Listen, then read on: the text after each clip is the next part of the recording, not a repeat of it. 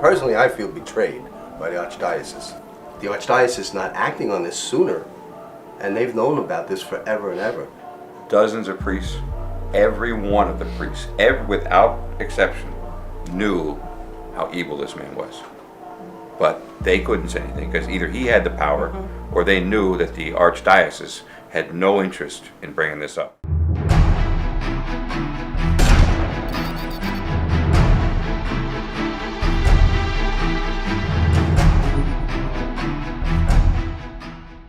A Catholic priest steps down from his post at a Bronx parish amid allegations of a sex scandal. He's accused of stealing $1 million from two churches and then spending that money on another man.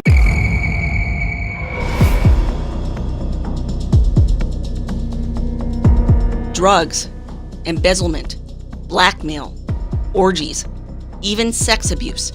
Many allegations known by the New York Archdiocese for years and covered up, even by Cardinal Timothy Dolan, especially by Cardinal Dolan. So they're going to see what happened. They're going to see that he was protected.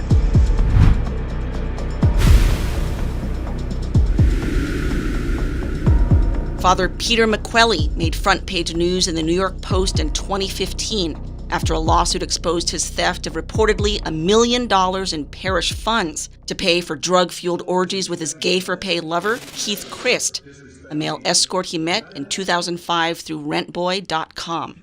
I got a good mind to put you over my knee right now and spank until you can't sit down. Christ was a gay porn star, working under the alias Big Casey. Rentboy.com, the largest online male escort site, was busted by the FBI in 2015 for running a prostitution ring.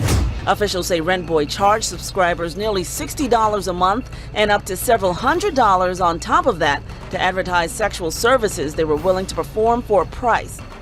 That's exactly what McQuelly did, paying a monthly fee to rent escorts like Christ, who'd then give him sexual favors. This lawsuit seeks to rectify a decade-long $1 million embezzlement scheme by a Roman Catholic pastor in New York, Father Peter McQuelly. In 2015, fed-up parishioners filed a lawsuit against their pastor. McQuelly's illegal scheme was known and protected by his employer, the Archdiocese of New York, and Cardinal Timothy Dolan. And it was only by virtue of the Archdiocese's failure to act that McQuelly's scheme developed into the monster it is today.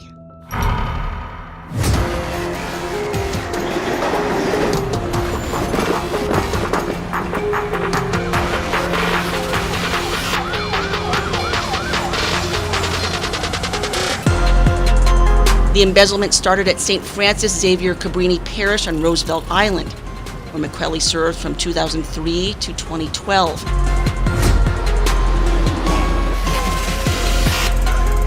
Continuing at St. Francis de Chantal and Throgs Neck, where he was pastor until 2015. It was then he was forced to resign in disgrace once the details of his double life were exposed.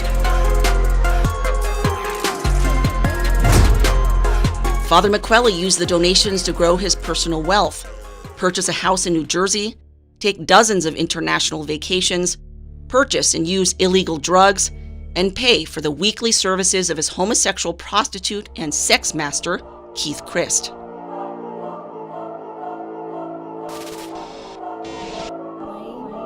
Do I trust this cardinal? Absolutely not. Absolutely not. Do I trust some of the other priests other than McQuelly? Yes, we've had some very good priests. But trusting the cardinal? No. This scandal did not have to happen if the cardinal would have gave us 2 hours of his time.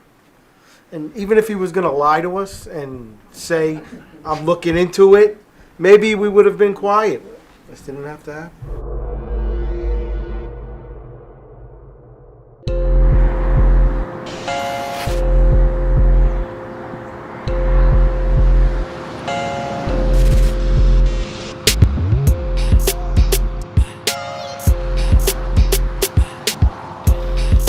Hey, Peter! How are you? You okay? Peter, it's Brick Police. Peter, you okay? 5 years after McQuelly's sordid life was exposed, police, responding to a welfare call in March 2020, found him sitting alone in the dark in his living room, high on drugs, his house in disarray. Thank you so much, guys. Appreciate it. The disoriented priest was taken to the hospital for treatment.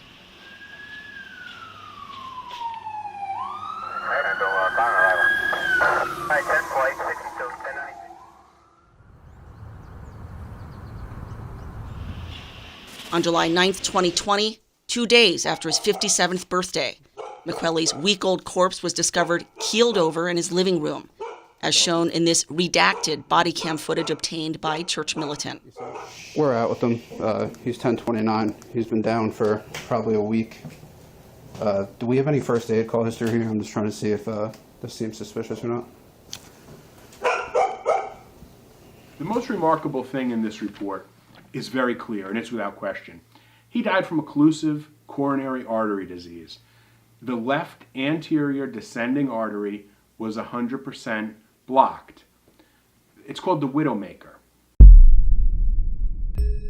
McQuelly's heart disease was directly related to his longtime addiction to drugs and alcohol, both of which were mainstays in his orgies.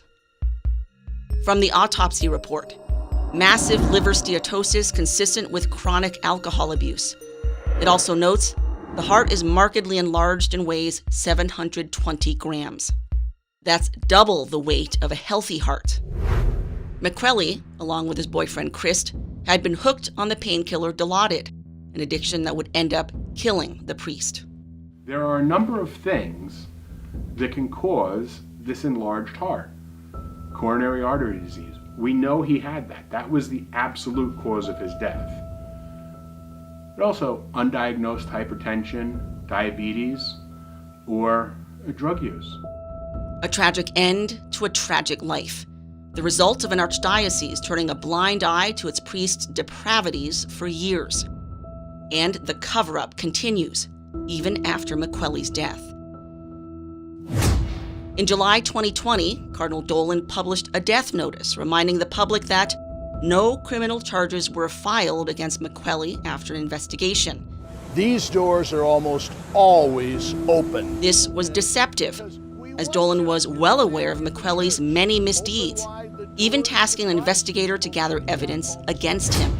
Here we have not only bad behavior, you've got the immorality, you have the financial. We discovered a lot more than we thought we were going to. Father Richard Welch was judicial vicar for the Archdiocese in New York, handpicked by Dolan in 2019 to make the case against McQuelly and his priesthood, a case presented to the Vatican. What happened is that the name was always coming up, so I specifically asked His Eminence, I said, look, you want to take action on this, but the only way to do that, you have to give me permission to open an investigation, and I have to be left alone to do that. He did. The minute he said yes, I started the investigation, had him suspended. Father Welch was also the investigator who interviewed James Grine, mental and spiritual abuse, famous victim of Cardinal Theodore McCarrick. It was Grine's evidence, compiled by Father Welch and sent to Rome, that resulted in the powerful cardinal finally being defrocked. It's just in audio recordings obtained by Church Militant, Welch interviews Tatiana Gudin, a key witness in the McQuelly case. Hello. Hi, Tatiana. It's Father Welch. Hi, how are you? Fine. How are you? Hanging in there.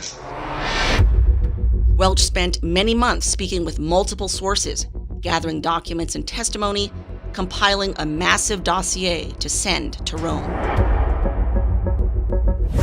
We left nothing out. So there's a lot of shocking stuff there. Now, the thing is, usually we'll send a case over. It will be a couple hundred pages. This was 2,500 pages. Goodness gracious. Welch confirms there was a cover-up and that McQuelly was protected by those in power. I will assure you that how he was able to get away with this for so long, none of that was hidden. It's crystal clear exactly what went on in this case. Like I said, we left nothing out, zero. So they're going to see what happened. They're going to see that he was protected.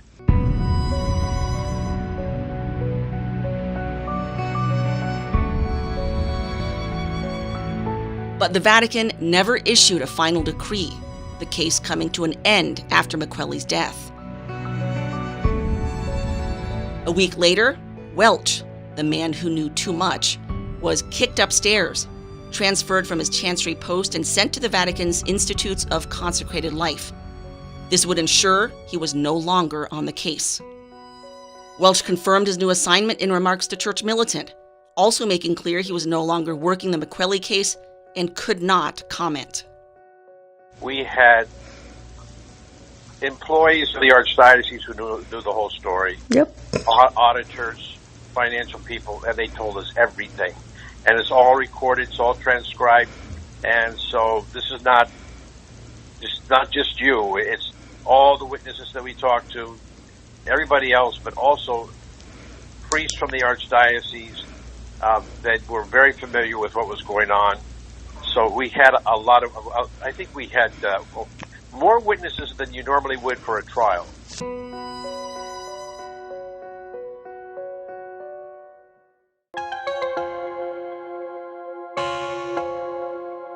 Tatiana is a key witness to the relationship between McQuelly and Keith Christ.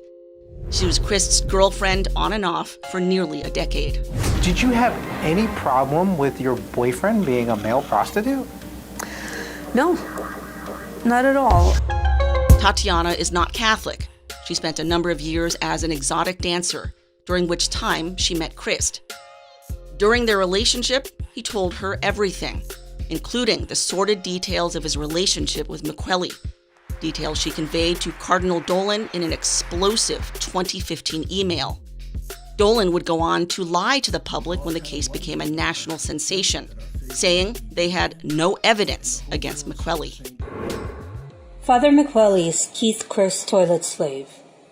If you don't know what that means, Cardinal, I will break it down for you. Keith Christ uses Father McQuelly as his toilet, and Father McQuelly drinks his piss during their weekly 3-day get-togethers when they take off to Father McQuelly's house in Brick, New Jersey, far away from prying eyes, where Father McQuelly has a full-blown dungeon in his house. The dungeon was in the basement of the house where McQuelly would be found dead.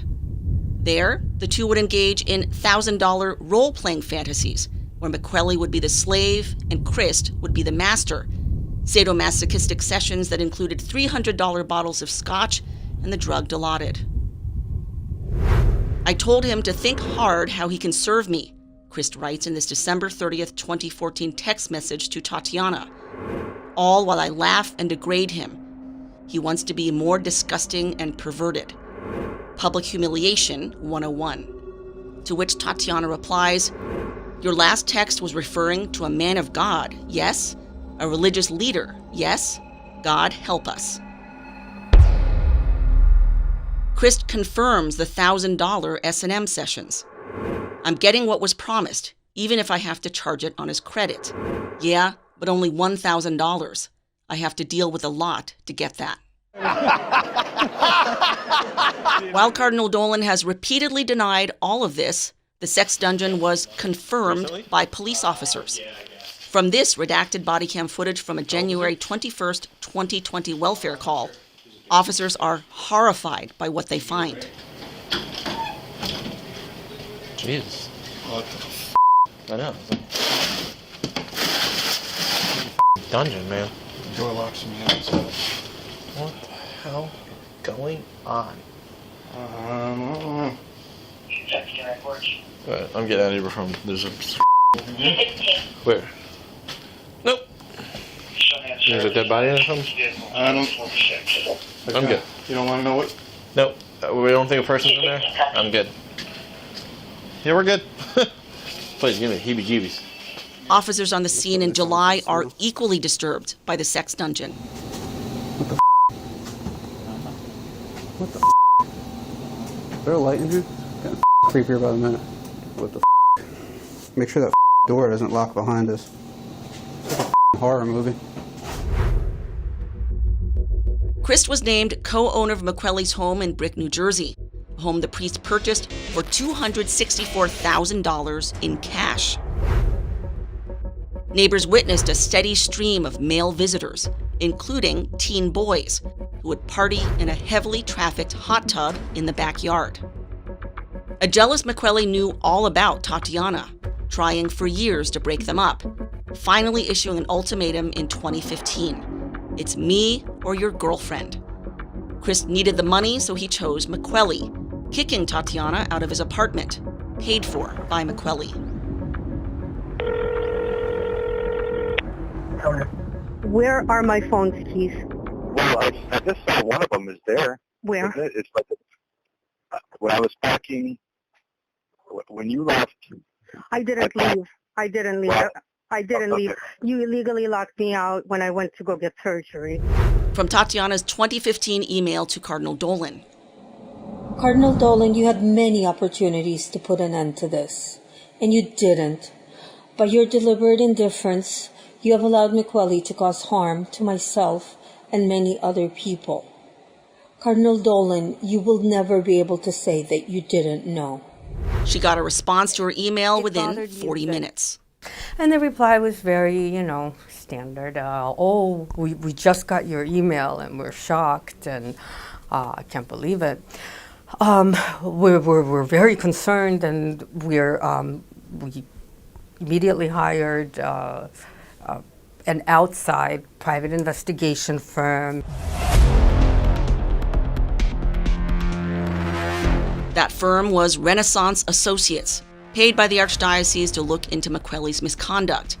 The Archdiocese also asked the Bronx DA to investigate. It was then 14 parishioners filed their lawsuit against Cardinal Dolan, after nearly 2 years of behind-the-scenes fruitless efforts to get him to act against their pastor. Cardinal Dolan tells me he forwarded those emails from the accuser to the Bronx district attorney. Oh, they're lurid. They're terrible. Now, when I read them about 3 months ago, it was what? It was she saying, this is what I'm telling you. I have photographs. I have evidence. And I said, oh, I'm glad. We're looking for data. Please come in and give them to me and give them to the police. She didn't. Tatiana says that's misleading. A meeting had been scheduled with the investigative firm where Tatiana had agreed to bring her friend, parishioner Jack Lynch, but archdiocesan lawyers changed plans. From an August 26, 2015 email from attorney James McCabe. We would like to reschedule your meeting with the Renaissance investigators for next week. Mr. Lynch and his other colleagues are not invited to the interview. He made clear she was to hand over everything she had on McQuelly. I was still going to go if Mr. Lynch was allowed to come. But when they refused, I said, okay, I'm not coming.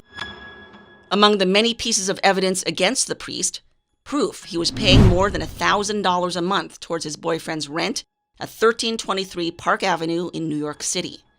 Where he was getting that money was the subject of the 2015 lawsuit, which included proof he was illegally paying himself from parish funds, including this $14,000 check he sent himself for masses he never offered.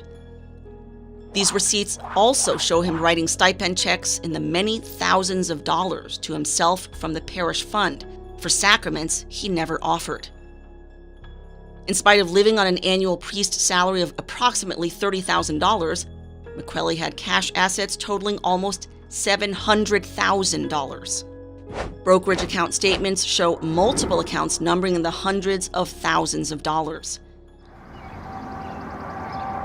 He also turned the parish thrift shop at St. Francis Cabrini into a money-making scheme, firing staff and putting Christ in charge of day-to-day operations, even making him a gay-for-pay prostitute, a parish trustee, and a paid employee of the Archdiocese. From the lawsuit, Father McQuelly collected the proceeds from sales from the thrift shop and misappropriated and diverted money collected from the thrift shop for his own personal use. Parish staff witnessed several unstacked piles of cash, each approximately 1 foot high, scattered throughout Father McQuelly's rectory residence in the summer of 2014. At the time, McQuelly shared an apartment at Island House on Roosevelt Island with Christ. The apartment had belonged to the parish, but McQuelly illegally signed the lease over to himself, along with the title to the parish car. Worse, at St. Francis de Chantal, one of the prisoner's underage sons stumbled across hardcore gay porn, left there by Christ on a computer. It was reported and led to the Archdiocesan Safe Environment Program banning Christ from all church property, a ban McQuelly ignored with impunity. All this and more was painstakingly detailed and documented in the lawsuit and given to dozens of individuals in the Archdiocese, the Bronx DA's office, and the Manhattan DA's office.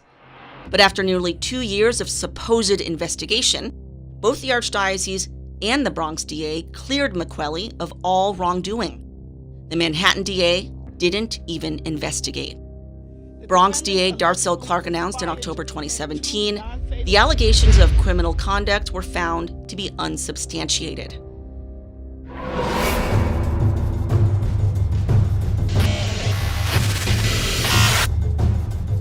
I'm not afraid of reviewing the work. Clark's office has a notorious reputation, the subject of at least 2 current lawsuits alleging corruption and sexual harassment. Plaintiff and staffer Crystal Rivera alleges in her lawsuit, people are having sex in the office. We used to have parties called the narcotics parties, where assistant district attorneys would have sexual relationships with officers and prosecutors. According to Rivera, attorneys would even show up in court intoxicated. A separate lawsuit filed in November 2020 by staffer Heba Abdelal claims the Bronx DA's work environment is rampant with unlawful harassment, which goes unchecked and where the victims are retaliated against when they reject and complain about being sexually harassed by their supervisors and colleagues. The McQuelly investigation began with the prior DA, Robert Johnson, who appeared to take the allegations seriously, interviewing witnesses and compiling evidence. But with Darcel Clark taking office in 2016, the case was quietly shut down. Not one parishioner interviewed, not one single family member questioned, not one document subpoenaed.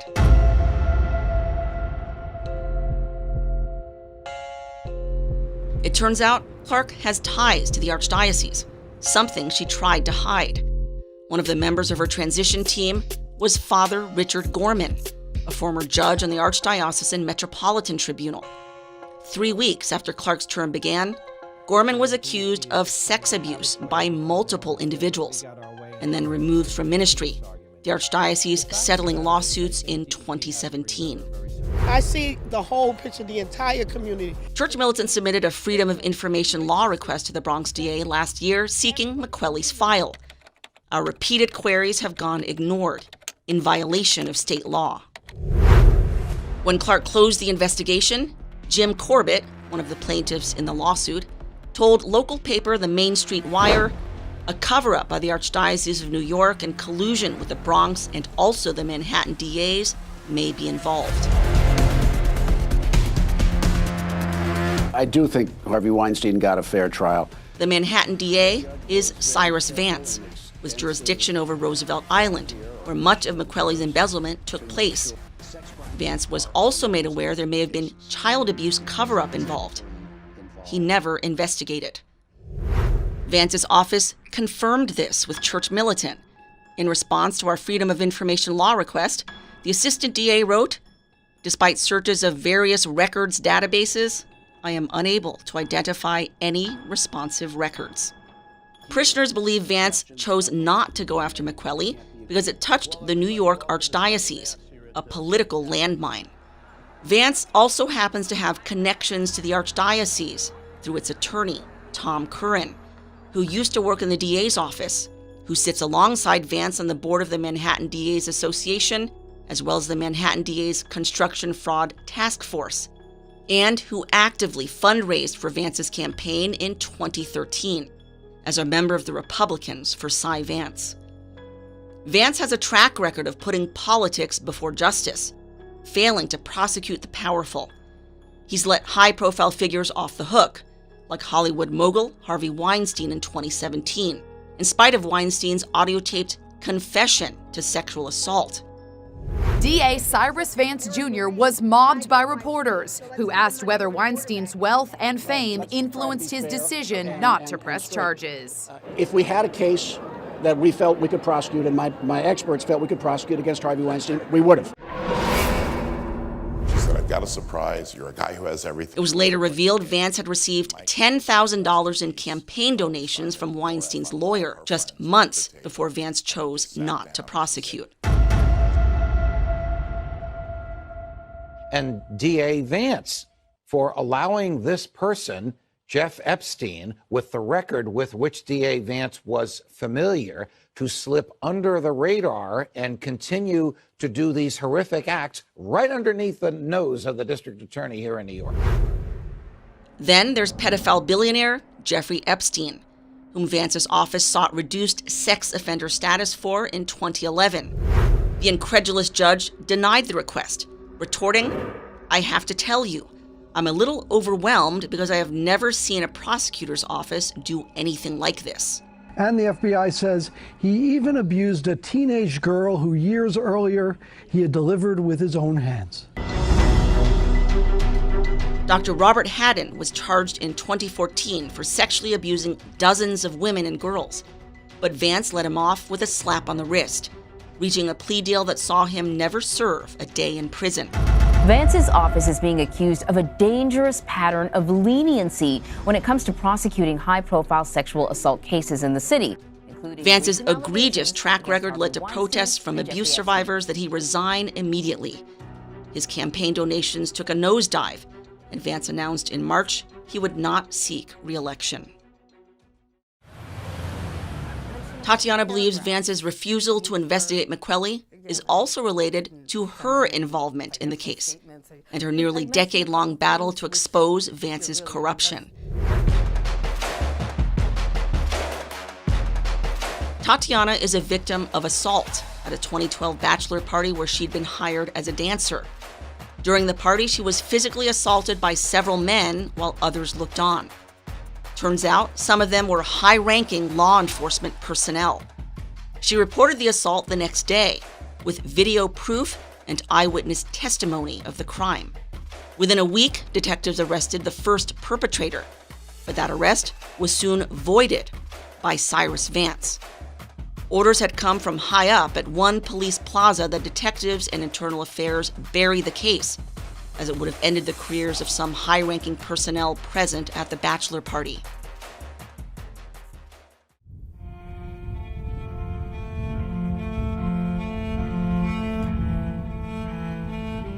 For the last 7 years, Tatiana has demanded answers from the NYPD and Vance's office, only for her to be repeatedly stonewalled. It's not a stretch. Vance is being sued by a former cop who claims she endured rape, sodomy, and sexual harassment at the NYPD, but Vance chose not to prosecute. The evidence included mobile devices, 20 activity logs, and more than 100 pairs of soiled underwear and a DNA sample. But a year later, she was informed the Manhattan DA wouldn't be prosecuting because the office couldn't prove beyond a reasonable doubt that a crime has occurred.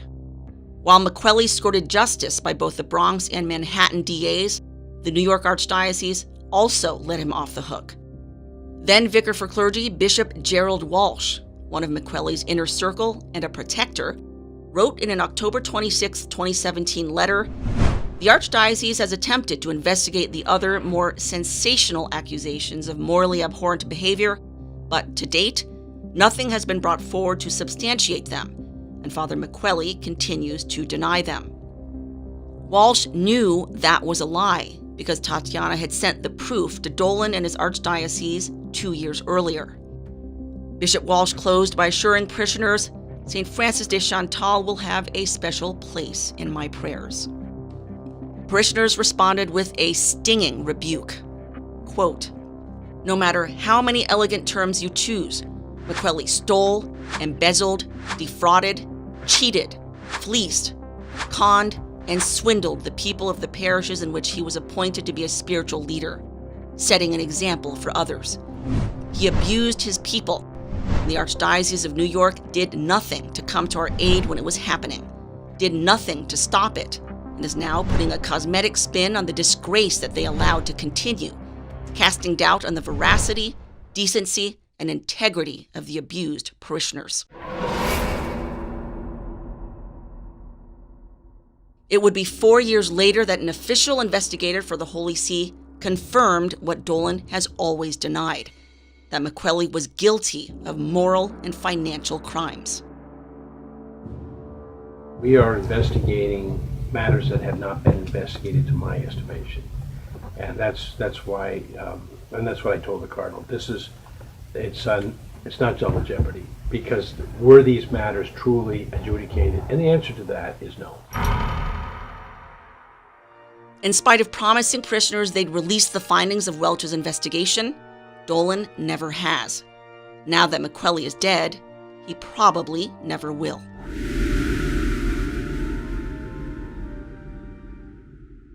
A disturbing twist. The Archdiocese may have been protecting McQuelly because he witnessed priest sex abuse. When Father McQuelly was on Staten Island, right before Roosevelt Island, he discovered a fellow priest at the rectory molesting a kid. He went to turn him in, and he would turn him into the Archdiocese. They didn't do anything, so he was going to turn him into the police. And the Archdiocese, you could say, bribed him by giving him Roosevelt Island as his own parish, as a incentive to kind of turn his back. So basically, they made a deal with the devil. Christ heard this directly from the mouth of Father McQuelly. McQuelly also told his family. What's more, Father Welch also confirmed it in discussions with Tatiana, information he then handed over to the Vatican. And in a further twist, McQuelly may have been a child sex abuser himself. From this October 2020 report in NorthJersey.com, finding Archdiocese clergy protected McQuelly, an attorney recently told The Record and NorthJersey.com that one of his clients alleges McQuelly abused him when he was a child. That attorney is Mitchell Garabedian, made famous as the lawyer suing the Boston Archdiocese on behalf of scores of victims back when the Boston Globe broke the sex abuse scandals in 2002. But this is Boston. Garabedian was played by actor Stanley Tucci in the Oscar-winning 2015 film Spotlight. He said that the alleged abuse took place while McQuelly was assigned to a parish in New York that he declined to identify. I'm not crazy. I'm not paranoid.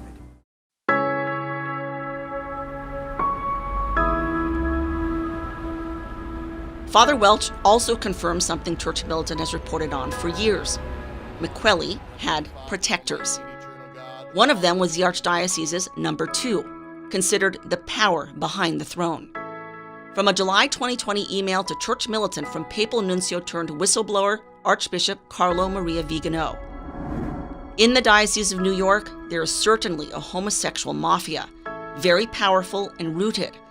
The leader, or at least one of the most influential of this mafia, is Monsignor Gregory Mustacholo. Well, it's no secret among the clergy of the Archdiocese of New York that Monsignor Gregory Mustacholo is in fact the protector of Peter McQuelly.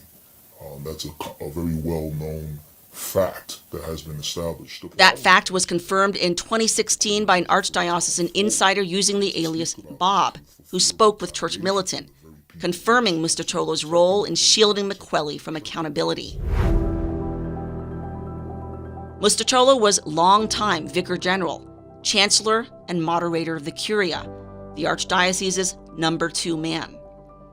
In April 2019, he left his roles to become CEO of the Mother Cabrini Health Foundation, a nonprofit sitting on assets worth $3.2 billion. It's among the top 25 largest grant-making foundations in the country and touts itself as the largest foundation in the world to be directed by Catholic principles. Mustacholo makes more than $500,000 a year in salary and benefits as he oversees the multi-billion-dollar charity. The Cabrini Foundation has come under scrutiny, slammed as a way for the New York Archdiocese to control billions in assets outside the reach of abuse survivors. The foundation was established in 2018, a year before the Child Victims Act was passed, leading to more than 700 sex abuse lawsuits in the New York Archdiocese alone. 4 of the 8 dioceses in the state have declared bankruptcy, but thanks to the billions sitting in Cabrini Health, that fate is yet to befall Cardinal Dolan's archdiocese.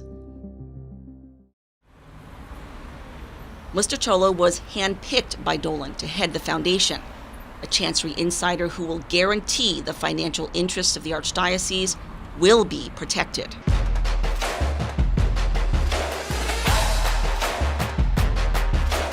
What New York is doing isn't new.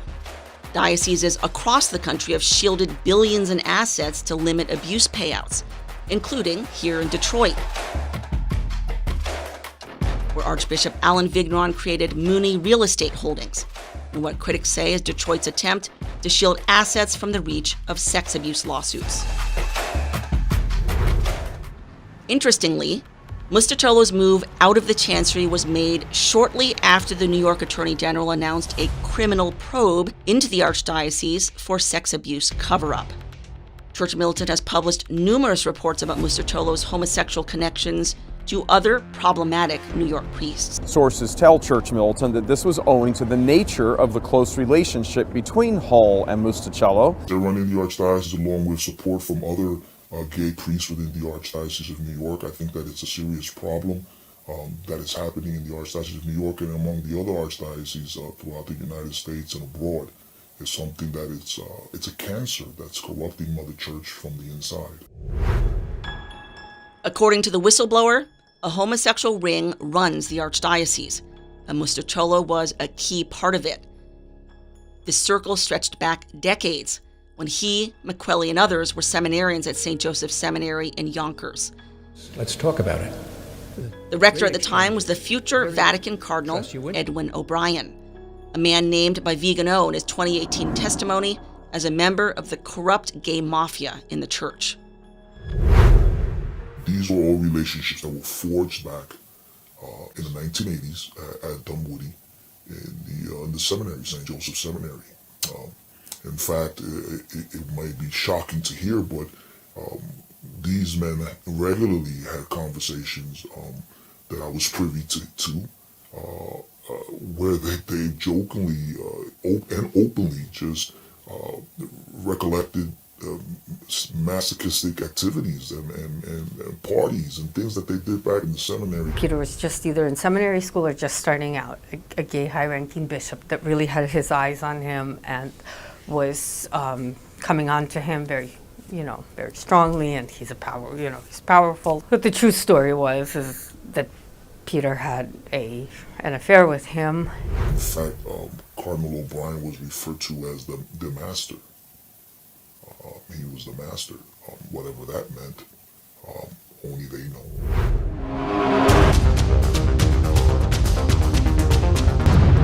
O'Brien was accused of whitewashing sex abuse when he later became head of the Archdiocese for the Military Services. Monsignor Gene Gomulka, who spent 24 years on active duty, served under O'Brien in the 1990s, in charge of overseeing Navy chaplains. During that time, O'Brien deliberately underreported the number of sex abusers in the military archdiocese in a 2004 letter to chaplains in the wake of the Boston Globe expose. And he wrote, as to our archdiocese, 2 such cases have come forward where active duty priest chaplains have been found guilty of engaging in immoral acts with minors. Now, when I read that you see, you have to understand, Christine, that was the straw that broke the camel's back.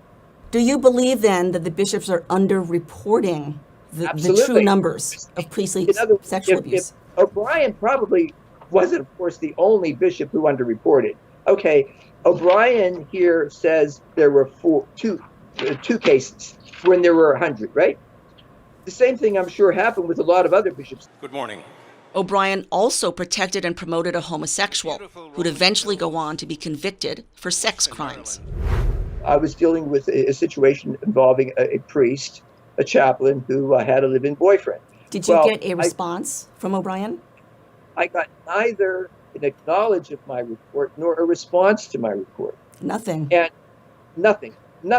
We have 30,000 knights and dames. Instead, O'Brien promoted that chaplain to prestigious positions at the U.S. Naval Academy and Quantico before the chaplain wound up behind bars for homosexual assault.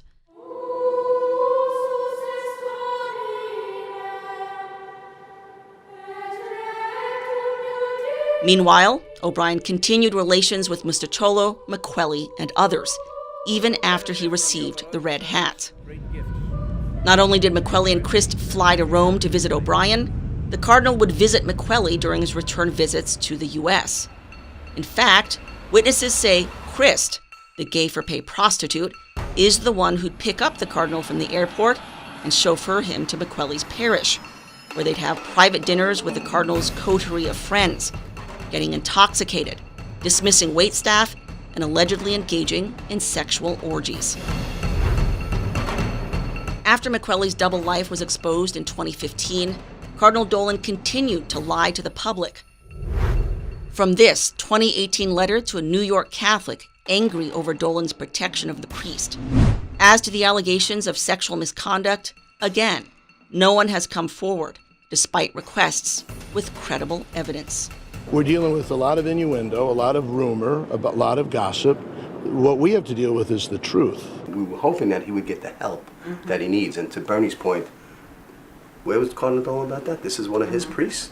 This is part of being, the boss, the head man. And he's failed miserably. And I think that Church Militant has had the courage to stand up, listen to the people who have the truth, and are willing to put that truth out there and to protect and stand up for the real church. And to me, that's heroic. It's heroic. It was a lot. It was a tremendous amount of testimony, but not just testimony. We have had tons of documentary evidence to back up what we were saying. Unbelievable. It's the biggest case as far as that we've ever done.